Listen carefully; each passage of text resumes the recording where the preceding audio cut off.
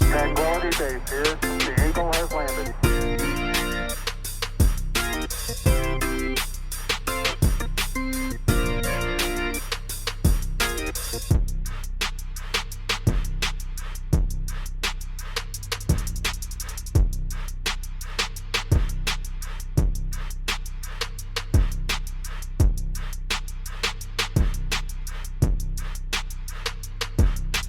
Uno, dos, tres, cuatro.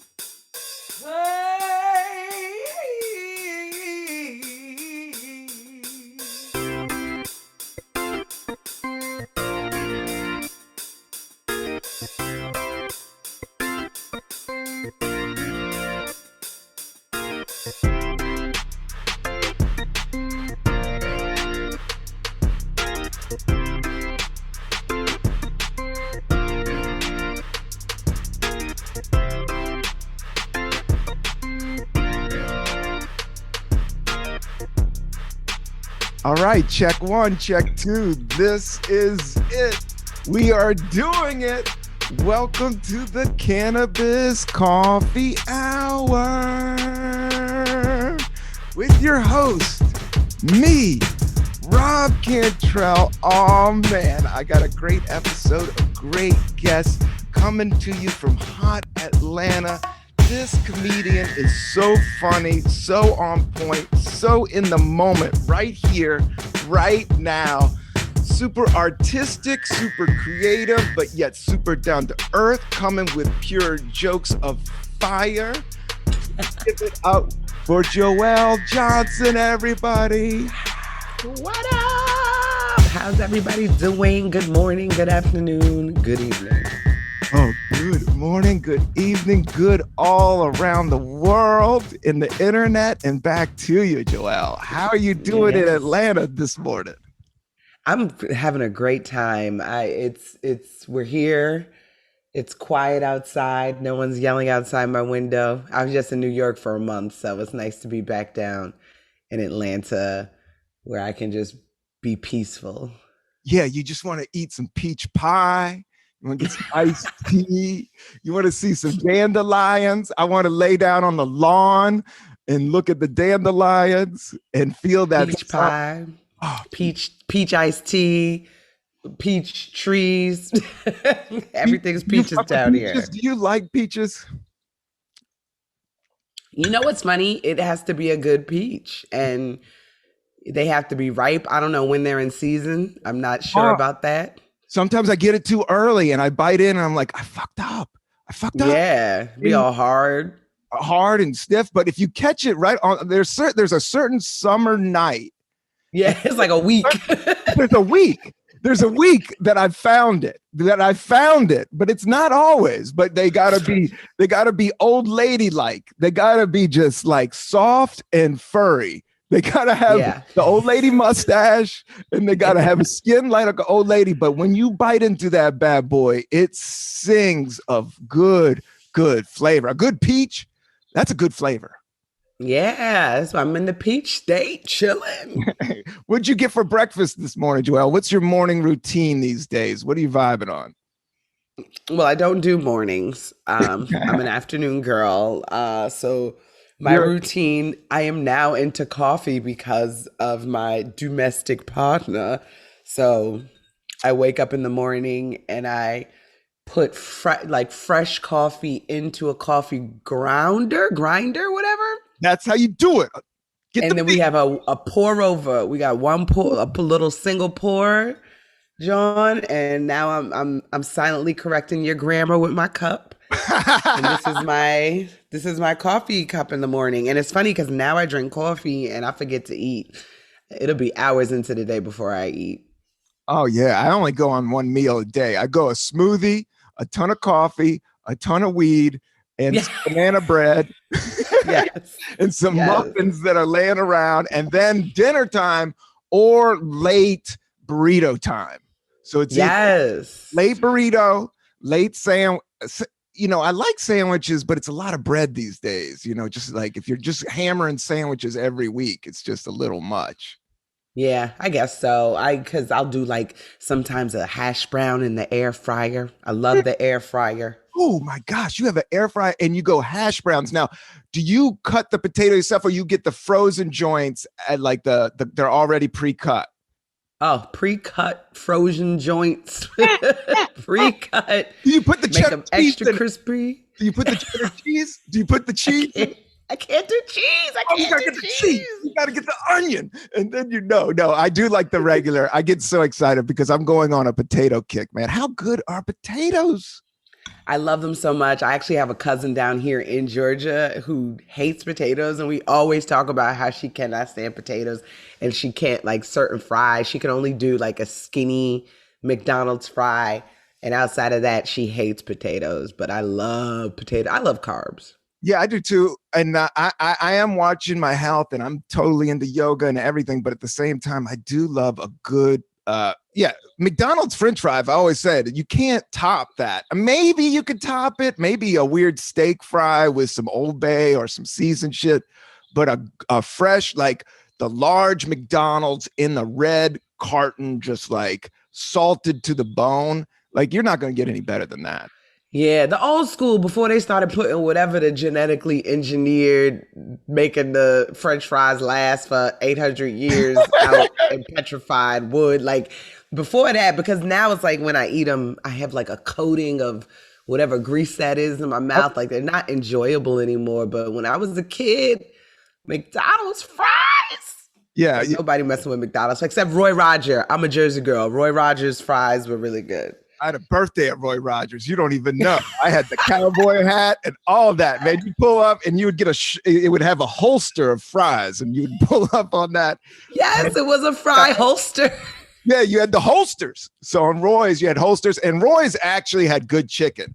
A Roy two-piece Yes. biscuit wasn't a bad. It was actually better than KFC. I put Popeye's two-piece biscuit, like right around Roy's is around the same.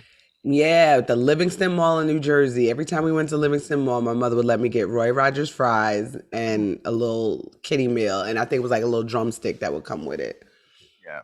So good. And you grew up in New Jersey or did you grow up in Atlanta? Because I remember you as an Atlanta comic, but you posted up to New York just like strong, like you were in it. Joyelle, Yeah. I appreciate your hustle. I am inspired by your hustle and your positivity. You know, there's only a few of us. There's only like 12 nice comedians, and you're one of I'm them. glad I'm in the nice because in my head, I be rude as hell. I keep the rude thoughts in my head for the most part. And now my boyfriend has to hear most of them. But I'm a Jersey girl through and through, but I'm a comedy baby of LA. I started in LA, then went to Atlanta and came up to New York. So now back in the A for I don't know how long. But I mean, the world is so transient right now that, you know, everybody's moving around and bouncing around. Like if you have a good pour over and some Wi-Fi, you could pretty much take care of business from there, you know? Yeah. And it wasn't until I got back to New York to get back to the stages. And I was like, oh, I miss this. I miss this so much. So I'm just happy we're back on stage, man. Yeah. Have you been going up and out a lot?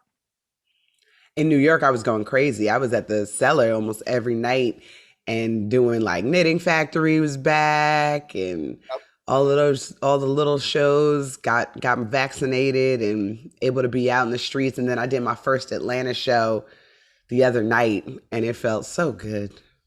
Oh, nice. And you did a TV appearance, didn't you, just recently during COVID? Yeah, a couple of them actually. Yeah, you were on Michael. Did you do? Oh, you did some sketch work, but you did a stand. I was thinking of you did either Seth or the Tonight Show, right? You did. I did the Tonight Show, yes, and it was a good set, and it was COVID material, right? It was crazy. Were you the first one back or something? No, the first one back was Mike Vecchione. He was back on March the 10th. I did May the 5th, and I think I was the 5th person on May the 5th. Yes, a Cinco de Mayo, that bish. Was there a full audience, or was it half studio? Like it wasn't even half. This is very like just telling people at home, like doing a TV spot It's very intense and awesome to get under your belt, but it's a lot. Like if you didn't have to do it or it didn't mean so much, you wouldn't want to go through it because it's not the best setup because it's a TV show. There's cameras. It's not a comedy club. It's not flowing. It's kind of like you sit on your mark and you get out there and you try to rock the best you can. And to do that with just a partial audience. So my hat off, Joyelle, that's amazing. And I watched it. It went great. And people I heard loved it too as well. And I hopefully check out Joyelle's new album. What's the it's Yell Joy, right? Yes. Yell Joy drops on Juneteenth, June 19th. That is. Yes. And you can get the vinyl copy for the artwork if you don't have an actual record player. But yeah, no, I did. It was my second TV set. I'd done Seth in 2018, and doing the Tonight Show out of the pandemic was very intimidating. I was nervous as hell. And then in my first appearance, I was able to bring friends and family and stuff and have a little bit of baby entourage. This time they say, only you, ma'am. You got to come by yourself. You got to make sure your makeup's done. And that's it. And so I was just happy that I already had one under my belt. Yeah, you already had one on your belt. And then you did you go out to Chappelle's camp? Did you get invited out there? Did you do that joint? Absolutely not. You're just everywhere. Sorry. But I'm everywhere. I didn't get invited to that. Everywhere. No. I mean, if somebody would you say you did well during the pandemic or was it rough? I'm going to say I did well, but that is because I had therapists.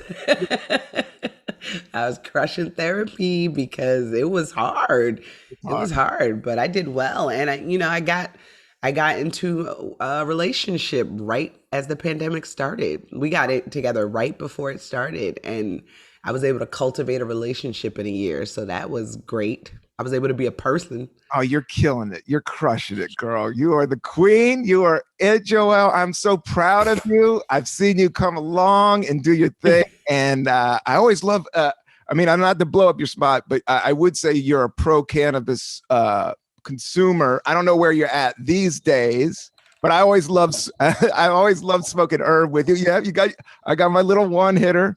Where you're at with your herb content these days? Like everybody kind of fluctuates, and as we grow older, it all changes and gets legal. So with this podcast, I like just to hearing about just like people's morning routine. Where are you at with your relationship with cannabis? I am gung ho 1,000,000%. Me too. And my favorite thing about New York, I was saying New York is like Amsterdam and Paris had a baby because the whole entire city smells like weed. There's bikes all over the place. You about to get hit by a bike when you step in the street. Everyone's out eating in the streets. I loved it. Oh, dude, I loved it. In the park these days, man. It's nothing but love and weed out in the park, man. People are playing instruments and having shows and discos. And everybody just wants to get out and get vaxxed. I'm glad that the numbers are going to. It's just been the last 2 weeks that this has been a drastic change. And for me, I kind of went underground, like hardcore, but it was great for me. I have a lot of work to do, and I was doing a ton of meditation. I got to hang with the fam. But right now I'm at the point where I'm like, it feels like the doors are especially in comedy business. And you're right you have your finger on the pulse. It feels like the doors have been swung open probably the last 2 weeks. Would you say? Are people charging the gates, trying to get TV shows, trying to get on, or is it, I see tours happening. What's the word on the street down there? Yeah, the last month, I feel like it's been because I got vaccinated in April and then I went straight to California and did a showcase for Warner Media out there. So that was my first time performing. I like hearing that. It wasn't a live audience. It was a Zoom audience. Yes, they flew us out to do a Zoom audience. Hey, Warner. And then I came to New York. I did Sam J's show for HBO. Pause. Shout out to Pause. Great show. I'm on episodes 3 and 4. I did Tonight Show. I taped an episode of Search Party. Oh, nice. And that's season 2 or 3 or 5. Yeah. You never know with the pandemic. I ran into somebody that they were on season 3, an actress that was on season 3 right when the pandemic hit. And then we're like, we're done. So Yeah, they got through it. And then you got to act in season 5 on TBS doing acting. I've been doing a little bit of acting, and as a comic, everybody shuns acting and all that shit, but I kind of like it. I think if you give me 2 or 3 or 4 lines, I get to show up, eat some Doritos, chill out for a minute, try to hit my mark and get out of there. I got no problem with that.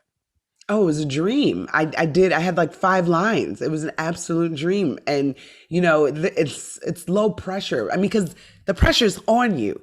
But if you only have 5 lines, it's like, all right, I just got to not stutter. I just got to do what the director's telling me, hit this mark and do it like that.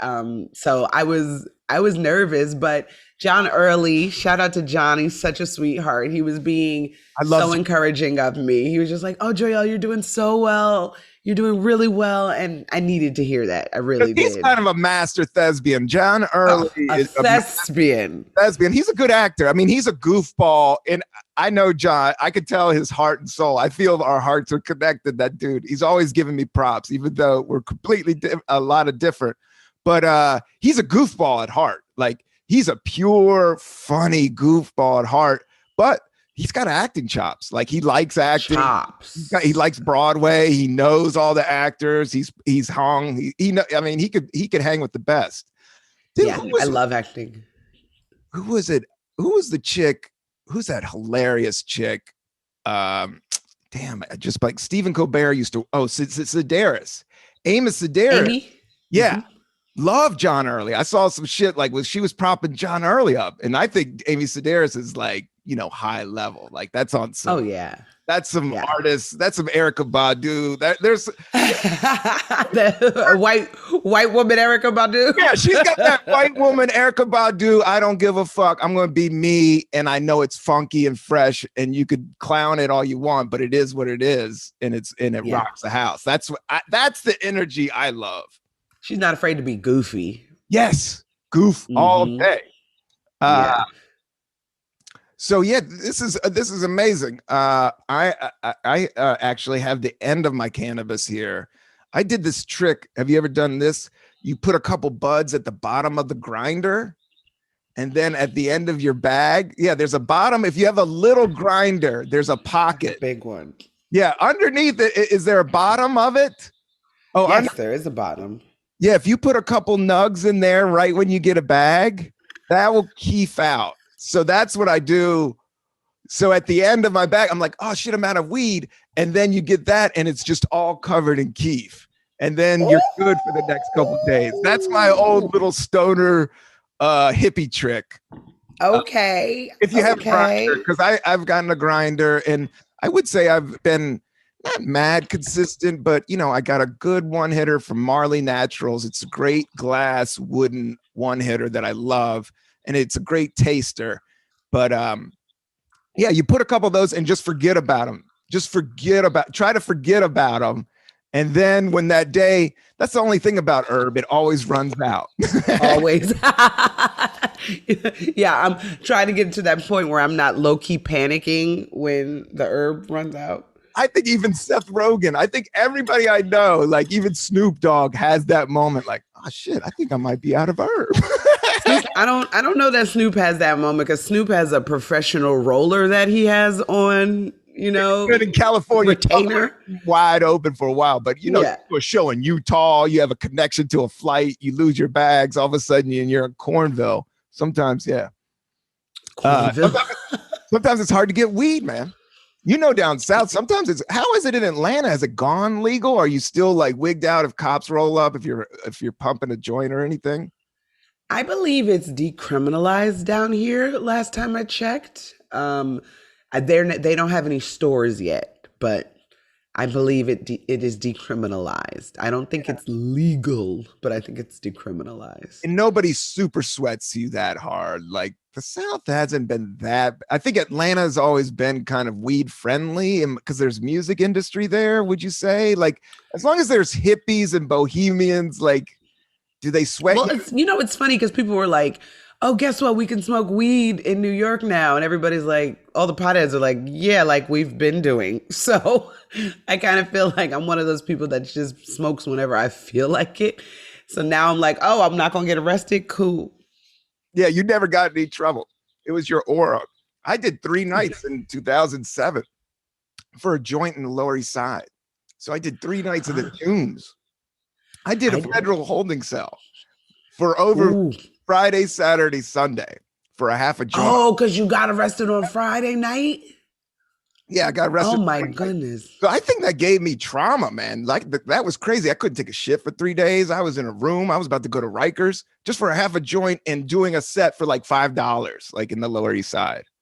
Just kidding. Oh my God, that is so terrible. I got arrested in New Jersey and we got pulled over. My cousin's car smelled like weed and she had like ran through a yield sign.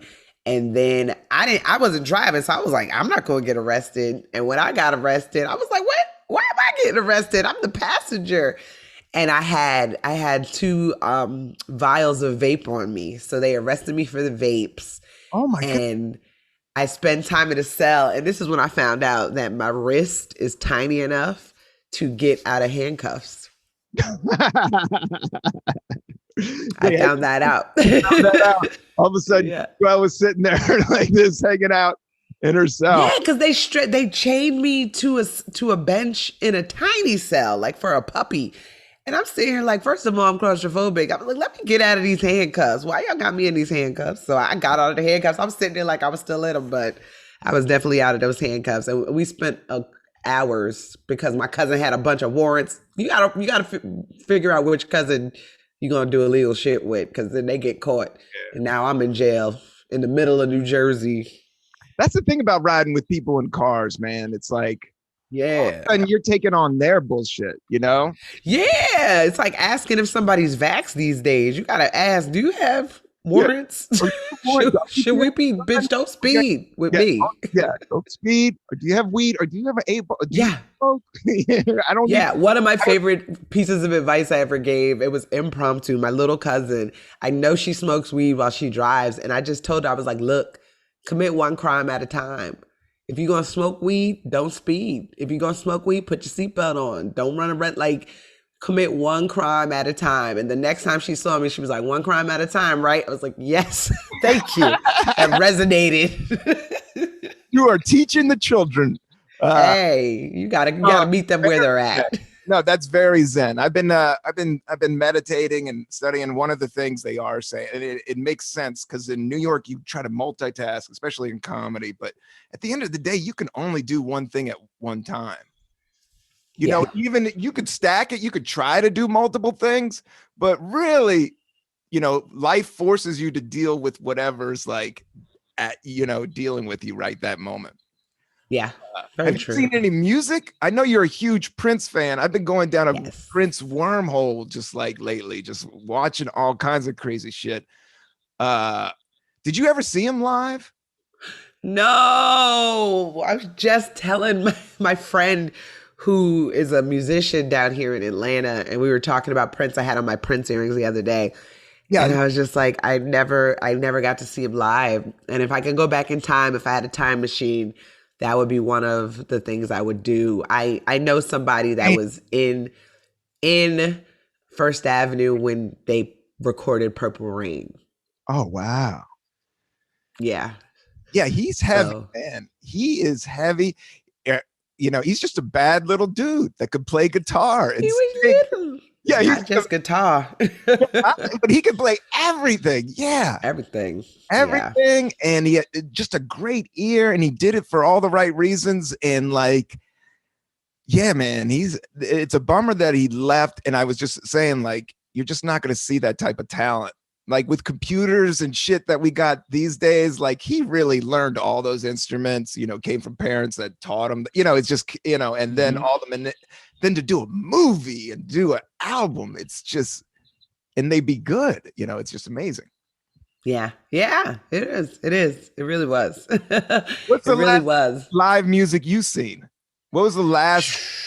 You were always out. I ran into you randomly one night and we saw Run the Jewels. Do you remember this in Gotham? At Gotham Theater. And it was like at Gotham Theater. Do you remember this night?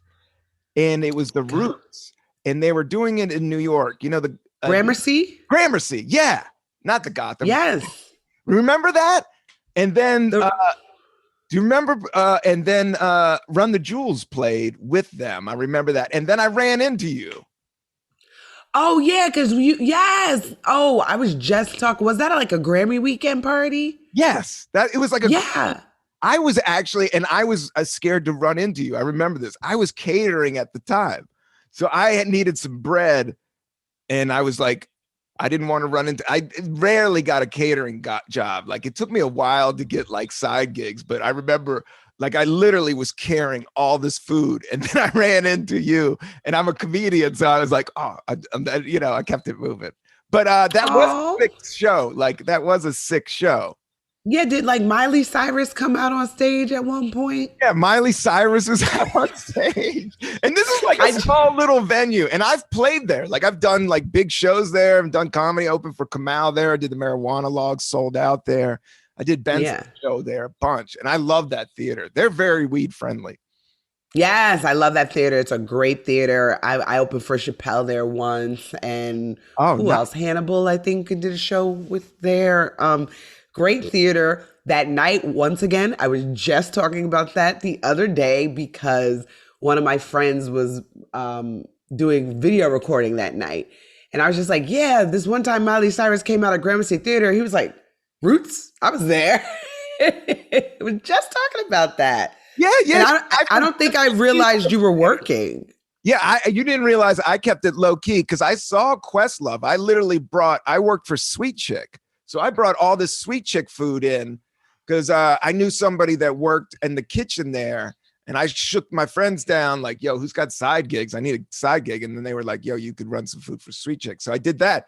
But the gig wasn't that bad. Like I just took Ubers and brought food and to green rooms and shit.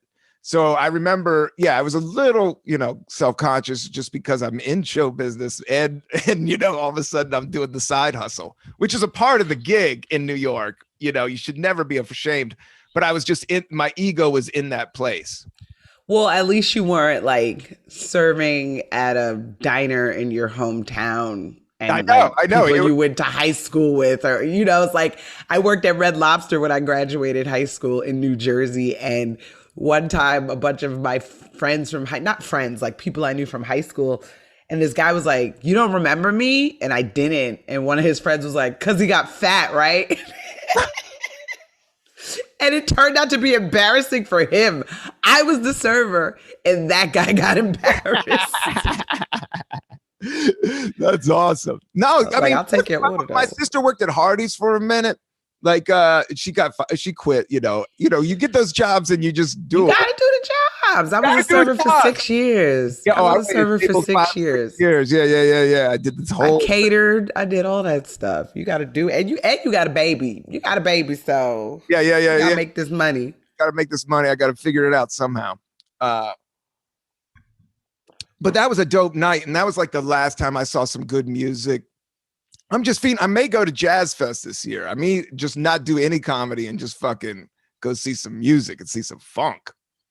Last live music I saw might have been, I went to Ben Platt's Radio City Music Hall taping for his Netflix special.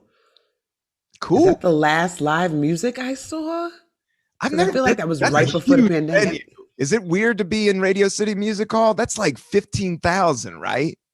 6,000, I think. Because when Chappelle was there, I saw Erykah Badu, Chance the Rapper, Lauryn Hill. Oh wow. And Anderson .Paak and Janelle Monáe. Yeah, I got to see a bunch of those shows. Those there. shows are crazy. Yeah. Yeah, so those are like the last live music I saw. Actually, no, I was on the Joko cruise. So they were performing on the Joko cruise last year. What band was performing on the Joko? Jonathan Colton's band. Oh, wow. Oh, that's it. I thought you were talking about the Practical Jokers. No. No. I did both. Who's Jonathan Colton? Who is he? I don't know him. He is a folk singer that has his own cruise. And the nerds, I mean, when I tell you, they call it Nerd Boat. They do it every year for a week. And like Jean Grey goes on it every year. Amy Mann was there when I was there. Oh. And they just be jamming out, singing. And so they have comedians every year. And me and Mike Kaplan went last year. So we were on that cruise ship March 7th to the 14th, 2020. Do that timeline. Right. Was COVID popping or was it not? It was right. March 7th to the 14th. New York shut down on the 17th. Oh, I think I remember this. And I keep telling this story because March 7th was the last day that they let cruise ships leave Florida. Oh my God. So we were the last cruise ships that left. They canceled all the cruises after that. And then every time our phones got turned on, it was some crazy news. We were like, are we going to get quarantined on this boat? Is Tom Hanks about to die? What is happening? Oh, shit. And Turks and Caicos, we were supposed to go to 3 islands. Turks and Caicos said, nope, no ma'am, go back to America with that boat. And then Dominican Republic let us on. And then the other island was owned by the cruise ship. So they let us on. But every day it felt like a race to get back home, to get safe, to get to. So, and when I went to the airport on the 14th, I was the only person, me and like 3 other Asians were the only people with masks on in the airport on March 14th. I was like, y'all are playing out here. Oh my. And it got back to New York and the city shut down. Oh, wow, man. That is, you're just lucky to be alive. Like you've just been dodging this thing left and right. And now you ended up you're with your blissed out with your domestic partner, got a great album, just been on 3 TV shows. Everybody yell joy at the top of your lungs coming out. Get it on Spotify. Pandora gives her more money. So if you got Pandora, open that bad boy up and listen to that. You'll definitely. Where did you tape it? I taped it at the Comedy Cellar. So it's all pre-pandemic tapings that I had from the Comedy Cellar. Yeah. So you had these. Yeah. I've been going through my old shit and I'm about to put some sets out on my IG. Yeah. It's just like, the stuff that was pre-taped before the pandemic is good material because the crowds are so good and they get it out and it's not really, it won't depress you because it's not really dealing with COVID. Like, I think it's just a good time to I kind of want to do it. That's why I'm going to put out these sets. I kind of want to do a Flushing because now I think as we come out of this, you know, as a creative person, we have to deal with this new reality and there's new jokes and new vibes and new angles happening. So it's exciting. So you don't know how long you're going to stay in Atlanta or you're just going to bounce back around.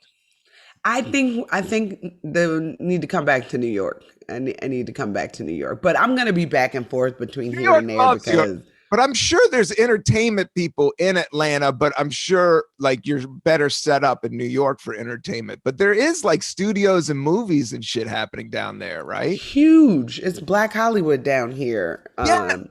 Yes. Everything is popping.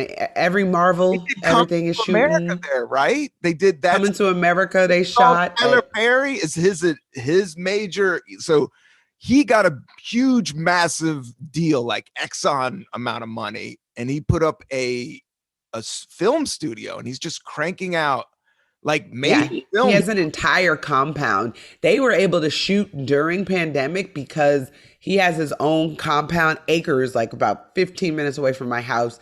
And they have apartment complexes on there. And all of his people, the crew and everything stayed on the compound. And he shot like 4 shows while pandemic was happening because they stayed quarantined, like didn't let any outside people come in and just heads down shot some shit. Have you ever run into him? Have you run in any circles with Tyler Perry? Absolutely not. Just in Atlanta, I would think that it's still like a southern city. So the scene, the power, I guess it is a big city. So the power players, it's a whole other thing. It's like Hollywood. It's like a whole other thing going on. Yeah. I mean, I live in a really nice area, so I've heard like Kenan Thompson might have a house around here. Yeah, that's the type of shit I was trying to figure out. Like, what's it all? How's the layout happening and who's moving? And stuff. Yeah, it's exciting. But yeah, Yeah. I'm back to New York because the shows are popping off. It just seems like these clubs are opening up, and all these new Brooklyn shows are happening now. So it's in terms of stage time and getting stuff done. Yeah, there's stuff happening up here. I can't wait to see. Yeah. I hope to see you and we can have coffee soon, Joelle. You will see me very soon. You Yes. will. Give a shout out to your new man. Is he a comedian or is he a regular cat? He is a human being. He is a regular human being, and I love Beautiful. that. I love that too. That's how I'm married too, and I love it. I think it's good, a healthy move, and I'm happy for you. So thank you for doing this. Let's have coffee and smoke some herb when you get back to New York. Yes, sir. Thank you for having me, doll. All right, Joyelle Johnson. Thank you for doing the Cannabis Coffee Hour. I love you. Peace. Love you too. All right. All right. Thank Got you. it. Got it. Quality days here. Awesome. The Eagle Thank has you, landed. Rob. Yeah, I should be back.